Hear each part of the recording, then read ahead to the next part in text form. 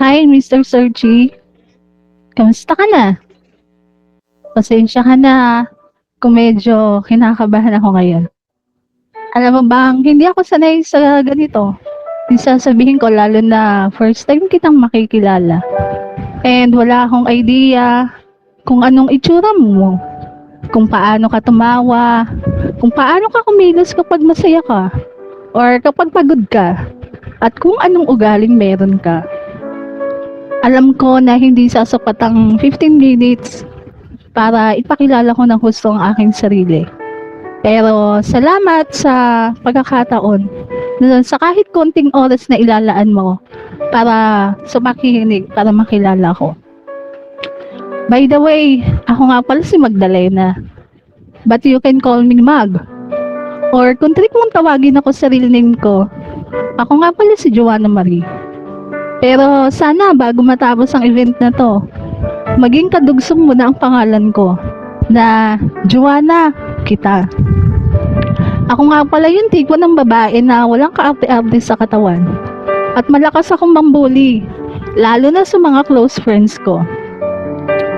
Madali akong pakisamahan. Isa akong believer, kalog, mapagbigay, at higit sa lahat, mabait. Sa sobrang bait ko nga lagpas na ako sa langit. Bumaba lang ako sa lupa ng dahil sa'yo. Naiwanan kasi kita And ako yung tipo na hindi ako materialistic na tao. Marunong ako magpahalaga. Parang ikaw, kaya kitang pahalagahan.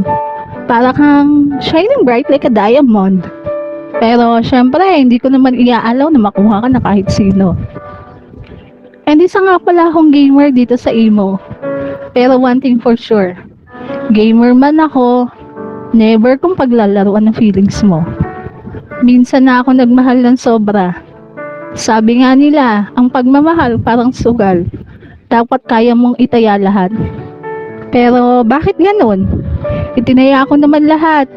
Inilabas ko nga yung huling card ko kaso sa dulo, naging trial card lang ako.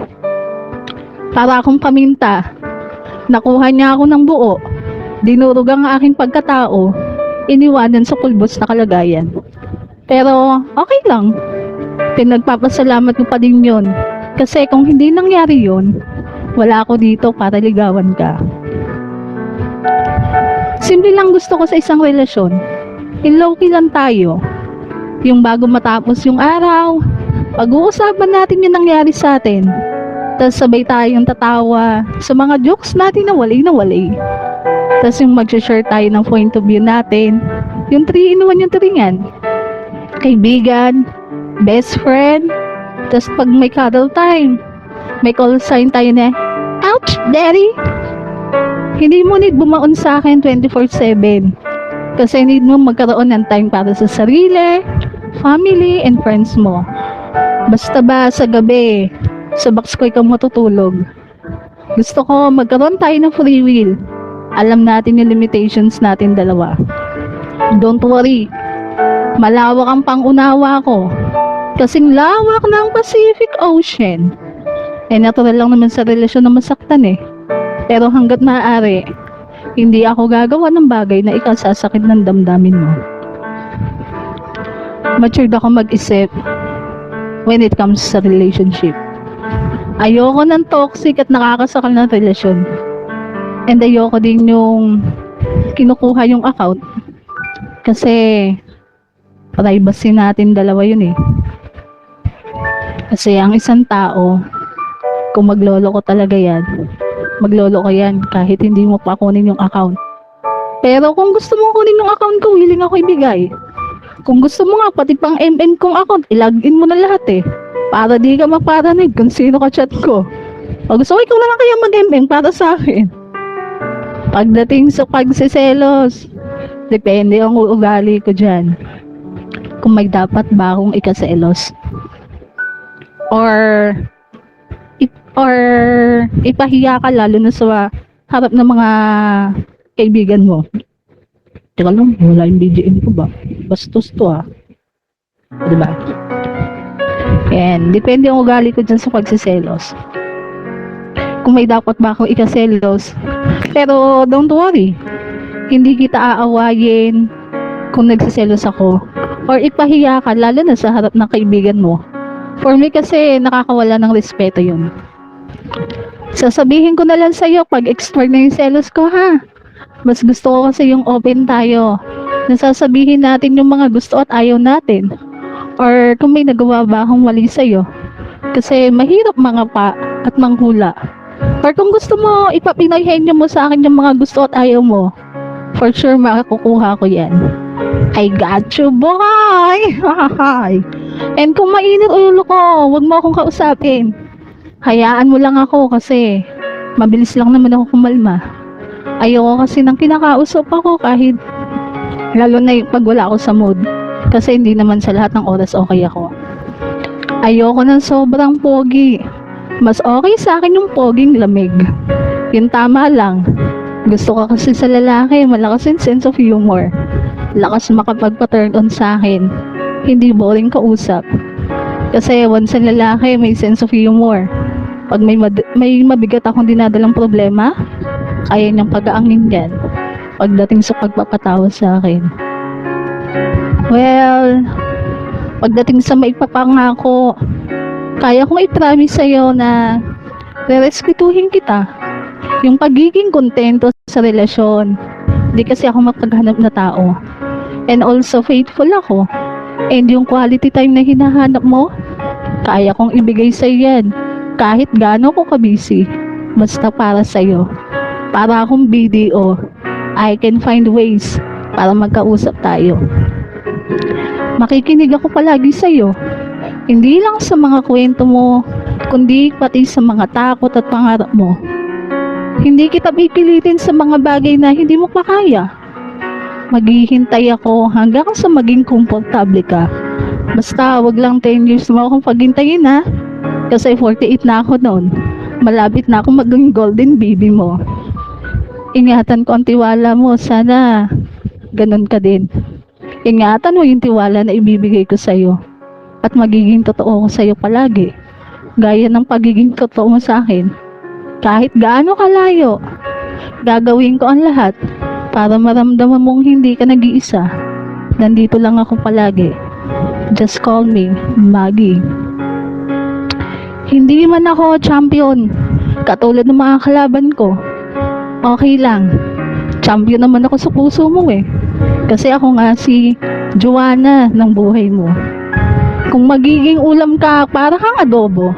Kahit araw-araw kitang kainin, hindi kita pagsasawaan. Kasi ang adobo, habang mas tumatagal, mas sumasarap. Alam mo bang July pa lang pero alam ko na yung wish ko kay Santa sa Pasko? Kahit hindi ka na niya ibalot, okay lang sa akin. Basta iiwanan ka niya sa harap ng pintuan namin. Sana miral ko na lang ako para akong magbibigay liwanag sa buhay mo. Mahalan singil ko ngayon, ha.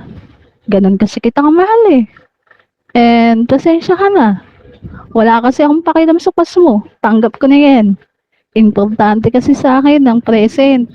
Basta, pag ako minahal mo, daig mo pa nag-Jollibee araw-araw. Bukod sa ikaw ang bida sa buhay ko, langhap sa tab mo kung paano ako magmahal. Kasi ang pagmamahal ko sa'yo, parang coke. Ikaw lang mismo at wala kang kasalo. Kung dumating man yung time na mag-meet tayo, gusto ko joyride tayo, tas punta tayo sa tabing dagat. Habang nakaupo tayo sa buhanginan, nakasandal ako sa ulo ko sa balikat mo, sabay natin panonoorin yung paglubog at pagsikat ng araw. Sabay natin pakikinggan ng alon. Habang pinag-uusapan natin kung paano tayo nagsimula at paano natin haharapin dalawa ang bawat pagsubok na darating. And after that, sa bahay naman namin para makilala mo soon to be ang family mo. Don't worry, madaling pakisamahan ng parents ko at kapatid ko. Kaya I know na walang magiging problema sila sa kanila. Sana sa oras na to, okay ka lang. Kasi medyo kinakabahan ako sa'yo. And ito nga pala, yung munting talent ko, sana magustuhan mo. Hindi man ako kasing talentado nila, pero alam kong may kakaiba sa akin. And this song is for you. Huwag kayo tumawa, nakakabahan ako ba? Teka lang ha.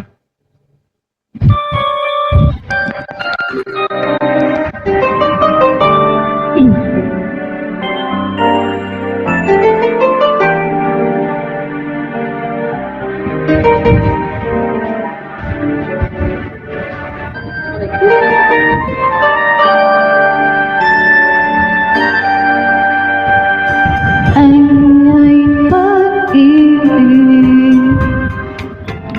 nakakakilig ang sining, bawat eksena may tunay mo pananabikan. Ay, pag-ibig, nakakabalik, ay sobrang bawat saglit, ikaw ang laman ng aking isipan. Lahat ng oras, walang hinindihan, basta't kasama, ang tangi kong mahal. Kahit paano, sa'yo'y nakita ko ang tunay na kulay ng pag-ibig. Tulad nito, ay pag-ibig, nakakakilig ang sining, bawat eksena'y tunay mo ang nanabikan. Ay, pag-ibig, nakakabalik, ay sobra bawat saglit, ikaw ang laman ng aking isipan. Lahat ng oras, walang hihindihan, basta't kasama, ang tangi kong mahal. Kahit paano, sa'yo'y nakita ko ang tunay na kulay ng pag-ibig. Tulad nito, lahat ng oras, walang hinindihan, basta't kasama, ang tangi kong mahal. Kahit paano, sa'yo'y nakita ko ang tunay na kulay ng pag-ibig. Tulad nito, ay pag-ibig. Ayan, sana nagustuhan mo yung munting talent ko. Pasensya na kasi hindi naman ako champion sa singing contest. Hindi ako champion sa mga spoken poetry. Pero sa maraming bagay, kaya kong patunayan sa yan. Lalo na pag maglabanan tayo ng mind games, for sure hindi ka makakaisa sa akin. Kaya bago matapos, sana baril ka na lang. Paputok naman kahit isa lang. At sana ulan ka na lang at lupa ako para madiligan mo yung natuto yung katawang lupa ko. And I thank you po. Salamat.